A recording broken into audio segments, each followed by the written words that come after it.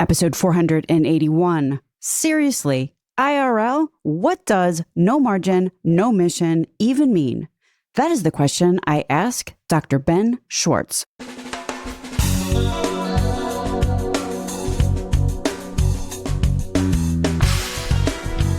American healthcare entrepreneurs and executives you want to know. Talking. Relentlessly seeking value.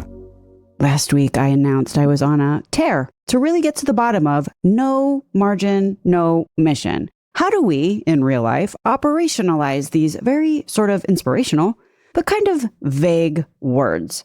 This conversation is largely me grilling Dr. Ben Schwartz on what no margin, no mission means to him, and how do you systematically pull it off?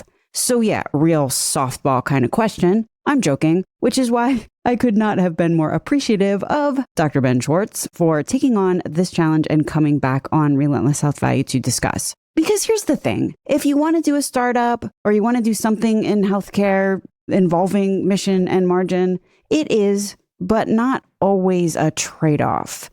It is often at least conceived that the more mission, the less margin. This trade-off is more likely actually going to be true and is often true when there are perverse incentives, such as stuff like the sicker the population is, the more money everybody makes. From provider organizations to carriers to PBMs and pharma to even brokers, consultants who are often paid a percentage of, in air quotes, shared savings, or get a little kicker for every prescription written, like how common apparently it is for some big PBMs to pay employee benefit consultants for every single script that gets written, something like, $7, hypothetically? But back to shared savings, never forget shared savings go up when trend goes up, rebates go up, when list prices go up. This is always true. And so mission and margin only travel together if someone is creative, innovative, knowledgeable, dedicated, and has enough energy to force these two terms to align amidst a whole lot of countervailing industry norms, policies, shareholder, fiduciary interests, and just some deeply ingrained culture. I really liked how Anthony Stanowski put it in a recent Modern Healthcare article. He wrote, "We often hear the phrase no margin, no mission, and it's true. A system without financial viability cannot sustain itself. But the reverse is also true. Without mission, margin devolves into a utilitarian calculation of which procedures yield the highest returns, which drugs deliver the most measurable, in quotes, value, or which population segment is most important to attract. Link in the show notes." So with all that said, here's what I'm up to, listeners. This is going to be a series where we talk about achieving mission success and if and or how mission can fit into any given business model, especially business models that we talk so often about on this podcast, which from a mission standpoint, at least, could be labeled as bad, not so good for keeping patients or people who really don't want to become patients healthy.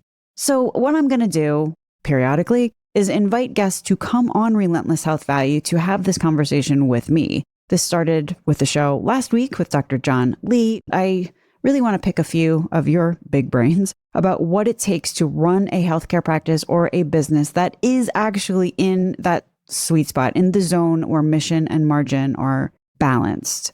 How can we get ourselves so situated as a business or as an industry or an ecosystem so that those who are able to balance mission and margin come out as winners? That is my goal.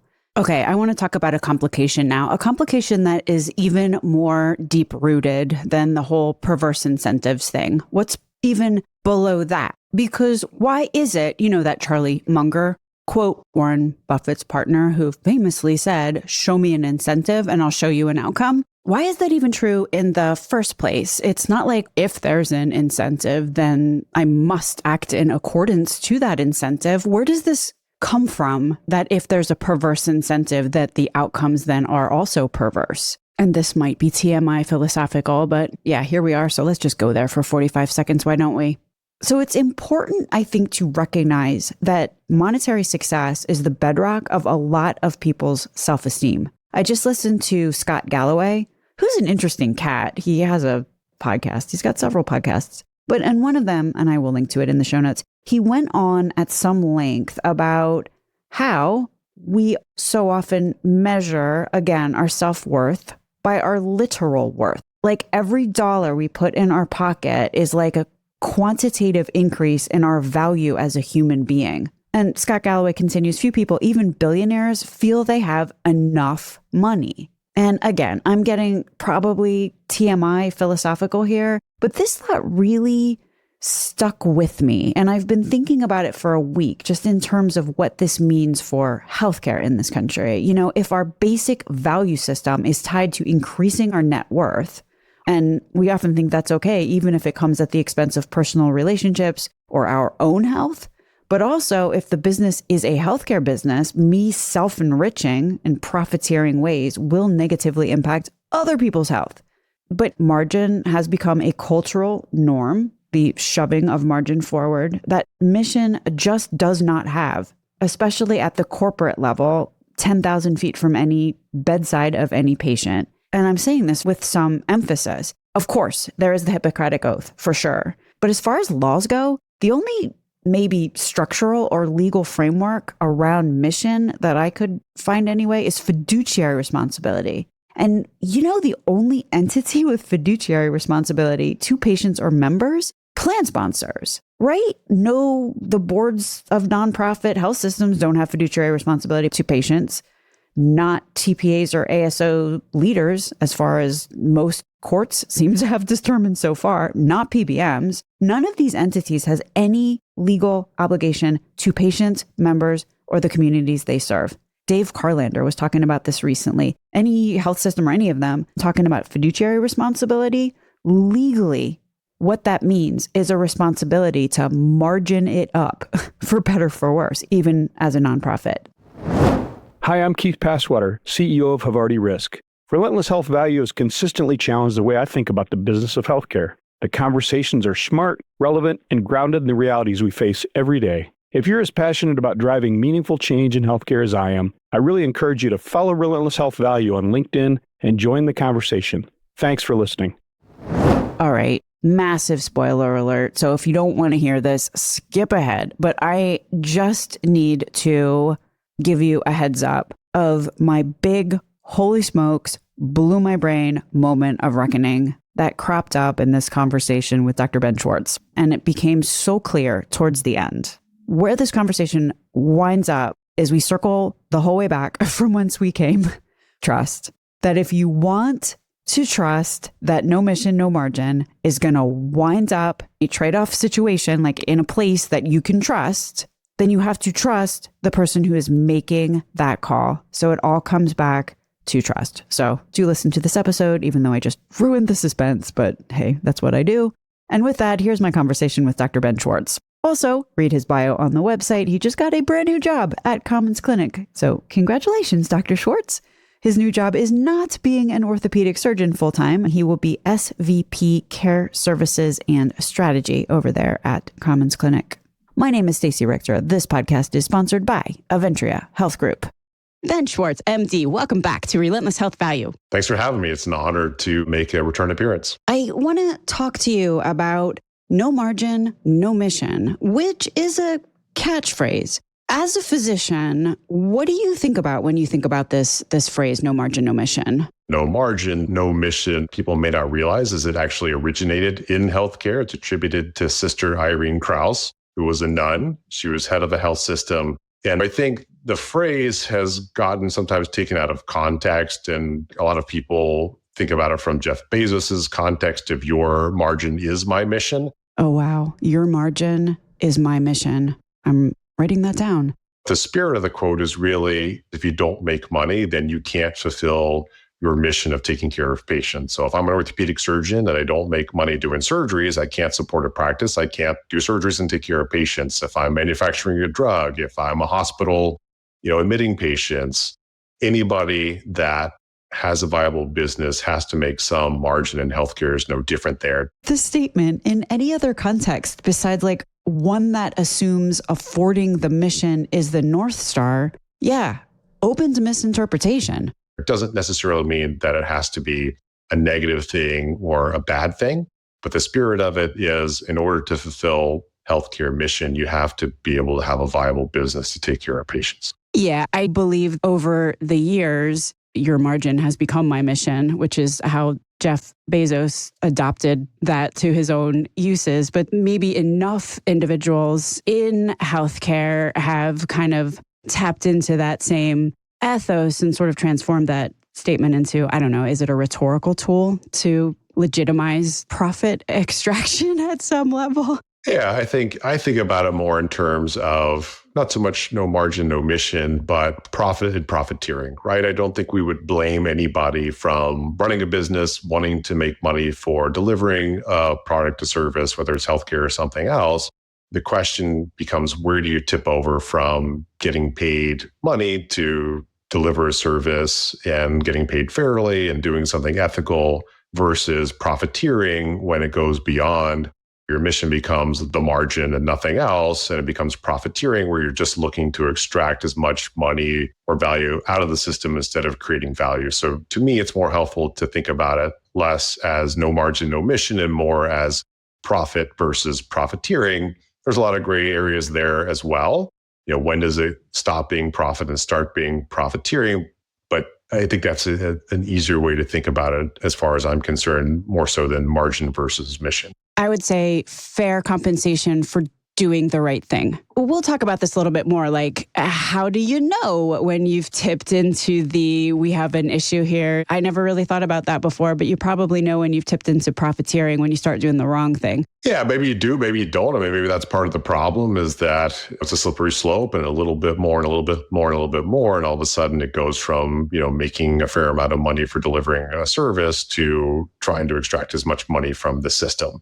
And it's hard to know exactly when that inflection point takes place. And it can be very gradual. We've seen that with hospital health system consolidation, where over time you consolidate more and more and more, you get more and more market power. And all of a sudden you're able to leverage that market power to drive up prices where, when you first started, your mission was, we're going to consolidate because this will allow us to deliver better care, more integrated care, more cost-effective care because we are integrated. And all of a sudden you turn around and 5-10 years later, all you've done is continue to increase your prices because your market power has gotten more and more to the point that you have greater leverage to negotiate. So that's sort of that slippery slope that you can gradually fall into. The whole construct is very slippery, which is one reason, a big reason why I was compelled to write my own manifesto or personal charter, which is episode 400. But yeah, why don't we take it from the top and start out defining terms here? I think that would be a good way to go, because saying words with fuzzy definitions is often the very first place that many great ideas go flying off the tracks.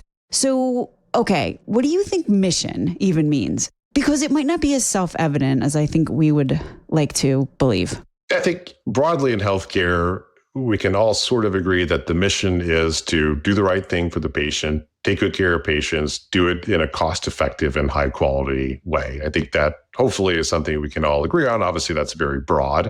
And when you start to dig into it, there's a lot of different ways to come about that. A lot of people come into healthcare, particularly if they're outsiders, they've had some sort of negative experience with the healthcare system. They see a problem and they come in with a very idealistic way of thinking about fixing that problem. And their mission is very altruistic and it's based on something very tangible that they've experienced. They might quickly realize that healthcare as a business maybe is a little less like other businesses. How you make money in healthcare doesn't always make sense. Who's paying for healthcare versus who's the one receiving it isn't always the same thing. There's a lot of principal agent problems. There's a lot of moral hazard. And so you can come into healthcare with a very altruistic mission to solve a problem, but then you quickly realize that it may be hard to make margin doing that because healthcare economics are so complicated. I think mission, I'm going to call it mission drift, can certainly also take place. I loved how you put it. The last time we spoke, it's a very different view 10 feet from the bedside than 10,000 feet. As you move further and further away from patients, it becomes harder and harder to see quickly the impact of both the mission, makes you feel good, but then also what happens when you start to drift away from it or maybe do things which diminish it. Yeah, it's difficult if you have investors, if you have stakeholders, shareholders that expect this business to make money. And if you're investing in that business, if you expect your investment to eventually pay off, then you have to make margin. And if staying on your original mission doesn't allow you to see the margin the way that others expect, or to have your business be successful, or to have the extra outcome that your investors expect, then that's when you start to kind of drift away from the mission towards things that maybe are better to make money on and make margin on, but aren't aligned with that mission. We've seen that maybe with some of these virtual mental and behavioral health companies whose mission was, let's make something that's difficult and expensive to access now more accessible, more cost effective for people. And that's a great altruistic goal, good mission. But all of a sudden you realize that, hey, if we prescribe medications, we become more of a pill mill, our margin is better. And now we've drifted away from the mission of delivering good, high quality mental behavioral health care towards let's prescribe medications because that's how we make money, and that's how we're going to get an exit, and that's how we're going to sort of satisfy the margin part of the equation. I did talk with Yashaswini Singh about this in the show about private equity several weeks ago, just how some idea that a founder comes up with at the very beginning could be very mission focused and really have good patient impact. And then as time goes on, if you do have private equity or professional money getting in the mix, however that looks, it could also be, getting owned by a hospital, right? Like there's any number of different ways that professional money can get involved. The fiduciary responsibility there is to shareholders or to limited partners or investors. It's a really tricky thing with fiduciary responsibility. I got actually an email the other day from Dave Carlander that if we're talking about fiduciary responsibility, plan sponsors have fiduciary responsibility to members. Almost nobody else of almost any of the other stakeholders involved in patient care, including the boards of nonprofit hospitals, right? Like they do not have fiduciary responsibility to patients or to the community. So as we talk about mission and as we talk about what is any sort of legal accountability to deliver that mission, there's very little. Yeah, it's the tug of war between margin and mission. How do you thread that needle in healthcare? The ideal situation would be to try to align those things as much as possible. I think that's why there's been a lot of interest in value-based care as a way to sort of bring mission and margin into greater alignment. The problem is what people have found is that maintaining margin in value-based care is more difficult. And if you have this sort of bailout back to the traditional fee-for-service system where your margin is more predictable, it's more achievable than a fuzzier value-based care situation, then people are going to take that out. And so I think we've struggled. I don't know if anybody's hit on perfectly how to balance margin and mission in healthcare and not get too far on one side or the other. If I'm really trying to figure out how I am going to balance margin and mission, or evaluate a company on its margin mission ratio, do you know of any methodology by which one can do this in any sort of standardly acceptable way? I think when you look at healthcare, it's now pretty much a $5 trillion industry. We know that there's billions of dollars in fraud, waste, and abuse. Again, how you define that is not always black and white. But to me, when you put those two things together, there has to be an opportunity. There has to be an opportunity to stay on mission, do things well, appropriately, evidence-based, high quality, and still save the system money, make good margin, honest margin, but save the system money by not doing things that are fraudulent, wasteful, or abusive. The idea of value-based care still at its core gets at that if we can figure out sustainable ways to do that. And I think the sustainable way to do that is to deliver high quality care, make good margin on it, but not profiteer doing it. And so I think it is possible to do that. A lot of this just feels very subjective. Like it's very much up to the individuals in the mix to choose what all of these very subjective terms mean individually. Like as a system, at the systemic level, it doesn't feel like there's there's controls here. Yeah, it gets back to the same criticism that people have of value-based care. Like, how do you define value? It's very difficult to define value. Value means different things to different people within the system, whether it's value to a patient, value to a physician, value to a hospital health system, value to an insurance company. It's hard to line those things up. And maybe we don't need specific, objective, black and white definitions of these things, but we have to have some way of measuring what we're doing, some way of proving that what we're doing works well, is appropriate, and still at the same time saves money to the system. And I think that's really been one of the struggles of reforming healthcare and the way we deliver care. However we achieve that, that's the end goal. We just have to figure out that, prove that that's what we're accomplishing. As you're talking about a key success factor in trying to figure out what's the difference between profit and profiteering is to be able to measure the outcomes, right? And then you can compare that against how much money someone is taking in. And then at least there's a transparent enough assessment of, is it worth it? Two things there. First of all, that was kind of, as you just said, the goal of value-based care. Like Dr. John Lee just wrote a post on this the other day. Nobody still can define value. I was talking to Dr. Beau Raymond from Ochsner. He's saying that what value is could actually vary. Even within their service area, local communities need very, very different things. So if you start measuring things on a really consistent basis, you'll just have one area doing really well because they kind of didn't need that to begin with and it didn't require any work. And then you've got some other area that's going to be failing all over the place because, right, it's just like every community, healthcare is so local, and you sort of figure that out when you start trying to do stuff. And then secondly, I got to say, we're scrappy in this country, right? Like you throw out an opportunity, you're going to get somebody who takes you up on it. And therefore I just heard someone call it the measurement industrial complex, where there's a lot of money that's now being made just measuring stuff. Considering that this is a $5 trillion industry, I feel like there's more questions now than answers in this whole thing. If it was easy, it would have been solved by now. We have too many smart people that have been working on it. To me, there's always elegance and simplicity. You can't improve what you can't measure, but at the same time, we have to make sure we're measuring the right things. We have to make sure it's not death by 1,000 metrics, which unfortunately, I think some of these BBC programs, particularly some of the government programs, have tipped into. Then you kind of teach to the test and you make the metric look better, but is that really making care better? I think there's elegance in simplicity. I think there's elegance in transparency to say, look, this is what this particular treatment or treating this condition usually costs us. If you can come in underneath that cost and you can still achieve great outcomes, however you want to define that, I think we have to get more straightforward in how we define quality outcomes.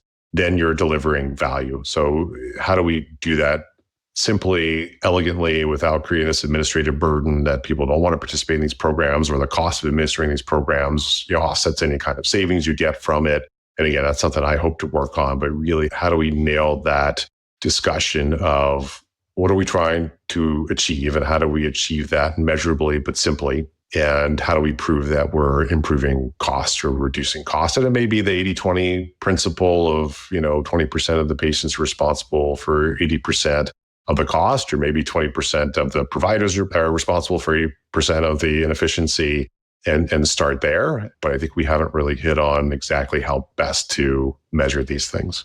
I'm thinking a couple of things as you're talking. One of them is Goodhart's law, of course, where I think the second that a measure becomes a metric, it ceases to be a good measure. I did a show with Dr. Rishi Wadhera about that, where what winds up happening is that those who are best equipped to figure out how to measure things in a certain way are the ones that do best on the metric, which basically means rich healthcare organizations get richer, and those who can't afford coders and analysts and all kinds of expensive things wind up not doing as well, meaning the essential safety net hospitals. Typically. But it certainly sounds like one very big aspect of what you think needs to happen here is really to figure out exactly how we're going to, for real, define outcomes and then align that with what amounts to a fair price, which I think we've spent 10, 15 minutes here talking about just how unbelievably difficult that is. Another thing that you have mentioned in the past is dyad leadership, and that has come up quite a bit also on this pod. Do you want to talk about that a little bit? Sure. The healthcare context, it's a clinical leader and a business leader, and those two people sort of working in harmony to make sure that the business and the clinical side of things are in balance. I think of the classic yin and yang symbol, right? It's not a pure white swirl and a pure black swirl. It's a white swirl with a black dot. And it's a black squirrel with a white dot. And to me, that means that both sides of the equation have to have some comfort level of understanding with the other side. So if you're a clinician, it's very helpful to have some business strategy sort of acumen or ability to understand the business strategy part of it. And if you're on the business side of things, it's very helpful to have at least some understanding and knowledge of the clinical side of it, because that's really how you're in true harmony and balance. If you don't, then you're just sort of two separate circles trying to do your own thing. And that's not a true dyad.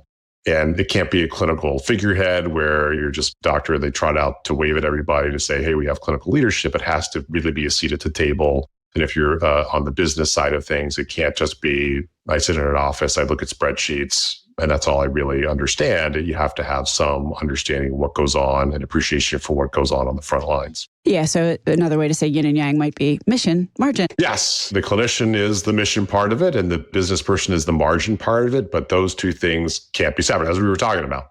Both of those things have to be able to work together to thread that needle and make sure there's not a constant tug of war between those two things. I'll tell you where I am right now. I might be focusing less on what is a good business model or what is a bad business model. And I also might be focusing less on trying to police what someone is doing.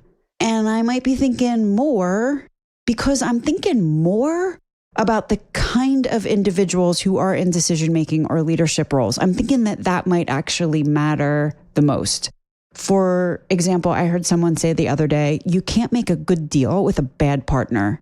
And if you don't trust somebody, and speaking entirely from my own experience, but if you don't trust someone, you cannot contract your way or measure your way into forcing somebody who's not so inclined to do the right thing to do the right thing. Actually, I was having a conversation with Doug Gainzer about this recently, and he gives all of his partners a contract. I don't know that it's literally a contract, but it's a document, and he asks them to sign it. And it's sort of a more professional version of a no a-holes policy. Like, I loved it, could not have loved it more. And maybe that's really the way to do this. And I'm actually almost thinking at the human level, like human to human, not even the organizational level, right? Like everybody let in the room, you make them look through this, something like this, because it really specifies, like, are you in healthcare for the right reasons? And who can we trust at a very human level? And I'm thinking here, if we're trying to find the sweet spot in the mission margin ratio, it could really just boil down to who's doing the math. I mean, maybe the best idea is just bring back the nuns, bring back people who think like Sister Irene Kraus. And, it's circling up to what you were talking about before. Maybe that's really hammering on the dyad leadership model. It also could be hammering on fiduciary responsibility to patients such that there is a legal commitment to mission. It really just, the more that we're talking, the more I'm putting my finger on it is trust between individuals. It's about trusting who is making the decisions, which might work out better than trying to, get a magnifying glass and study every single decision that winds up flying by. It comes down to trust. Yeah, like most things in healthcare, it comes down to trust. Scott Conard gets at that. And that's kind of the approach that he took. He didn't do value-based care, but what he did is he said, I'm going to deliver really great kind of fee-for-service. I'm going to prove that we're taking great care of patients, our outcomes are great, and we're saving money at the same time. And I think if you do things the right way and you do them well, empirically or intrinsically, you're delivering value. And so value becomes a byproduct of doing things the right way, not something you're trying to force via a payment model, but something that just kind of arises inherently and naturally from doing things well. I think it's Pollyanna to think that everybody is going to take a similar approach. The question is, are enough people going to take that approach that we can crowd out the ones that don't? Are we cynical enough to think that there's not, that left to their own devices, people are going to engage in profiteering and we need stricter rules and regulations? I don't think that that's the case. I think you do need to have some guardrails, but I have enough faith that there are enough people out there that are willing to do it the right way, that if we allow them to be rewarded fairly for that, if they're willing to embrace transparency with their costs, their outcomes, that we can start to move the needle there. I think right now we struggle to do that because the way the system is set up through regulatory capture, it's harder to support those people trying to do things the right way. And you're talking about Dr. Scott Conard from the first episode with him. We will link to it in the show notes. You also mentioned regulatory capture, which is a brutally real thing. It means some hugely powerful player in any given market who is now so powerful, they actually have started to control the regulatory body in government that's supposed to be regulating them and kind of bringing this all together. Then you also talked about enough people who are willing to embrace transparency of costs and also outcomes. And I'm going to say right out of the gate something that Andreas Mang said in the first show with him. Again, we will link to all of these shows in the show notes. But in that first episode with Andreas Mang, he said that, and he was talking about employee benefit consultants here, but it's probably true across the board. He said, you can easily tell who is eager to be transparent and forthcoming about their costs and their outcomes. And you can usually just as easily see who is hiding behind pretty words like trade secrets or IP or throwing around the disruption word. Like if you ask for something and at every turn somebody is telling you why you cannot have it, that is somebody who does not practice in the halls what is written on their walls, or has beautiful marketing materials and then some kind of half-ass approach to actually fulfilling them. And yeah, not trustworthy, not transparent. Yeah, I think the take home is transparency. Being willing to share transparency in your outcomes, transparency in your costs is going to go a long way to solving these issues and allowing people to make informed decisions and find good, high quality care. And I think at some point we have to make it easier, whether through changing laws and regulations for people who are independent and trying to do the things the right way to be able to survive on their own and not be squeezed out by larger entities that maybe are using consolidation to drive up costs. Value is intrinsic. I think you can't force value. I think there are people, entities out there delivering value intrinsically. How do we identify them and elevate them and make sure that they succeed? So it sounds like your vectors of change, if you will, are transparency, regulation, to curb some of the more egregious profiteering so that those trying to do the right thing can kind of come out from underneath the shadow of the market distortions that are created by these entities who have captured the regulatory and captured markets and just have so much power. It's interesting, Dr. Ben Schwartz, that you're saying two of the same exact things that Peter Hayes was talking about a couple of weeks ago on the pod as he was contemplating how close we are to an inflection point. And the two things that he said, which overlap with exactly what you said, are we need transparency and there is enough transparency in the marketplace right now, a greater amount than we've really almost ever had, as well as regulatory. There's a number of different regulations, the Consolidated Appropriations Act, there's a bunch of different stuff that's going on at the state level, which is creating a situation where, in his case, he was talking about inflection point. In our case, we're talking about what's necessary in order to create a mission and margin balance, a balance of the two, which is sustainable. Yes, I think public awareness of these issues is definitely important to have these discussions, and it's an important part of driving change. And the more public awareness there is and more public discourse about these things, the better off we are. And I think we are seeing more public awareness and more public discourse that is going to eventually get people to listen and drive change. We write it on. Exactly. Dr. Ben Schwartz, we've talked about a number of different things today as we try to parse the mission margin. How do we figure out the sweet spot there? How do we find the line between profit and profiteering? Is there anything else that you want to add that we haven't covered? No, obviously, these are not easy topics. Even if you don't come to a conclusion, I think it's important to talk about them and think through them and continue to work on them because it's going to be piecemeal. Maybe we'll come to an aha moment at some point, but just having the discussion is important. I agree. Dr. Ben Schwartz, thank you so much for being on Relentless Health Value today. Thanks for having me. Hey, this is Matt McQuaid with Synergy Healthcare. I listen to Stacey and Relentless Health Value every single week. There's valuable information every single week to take from it. And I just so appreciate this is around.